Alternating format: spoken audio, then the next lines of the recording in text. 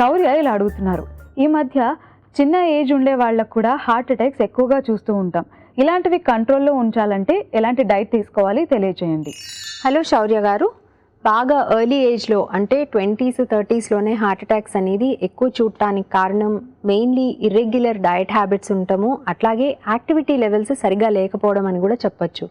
And usually రెగ్యులర్గా activity లేకుండా సడన్గా ఏదైనా ఈవెంట్లో కానీ ఎక్కువ ఎగ్జర్షన్ వల్ల కానీ ఇట్లా హార్ట్ అటాక్స్ వచ్చేటువంటి ఛాన్స్ ఉంటుంది. సో డయట్ విషయానికి వస్తే యాంటీ ఆక్సిడెంట్స్ ఎక్కువ ఉండేటువంటి ఆహారం, ఫ్రైడ్ ఫుడ్ తక్కువ తీసుకోవడం చాలా ఇంపార్టెంట్.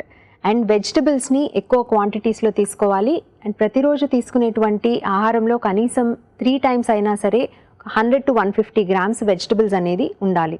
అందులోనూ ఆకుకూరలు ఎక్కువగా తీసుకోవాలి. అంతేకాకుండా ప్రతిరోజు 30 minutes పాటు ఫిజికల్గా యాక్టివ్గా ఉండటం అలవాటు చేసుకోవాలి.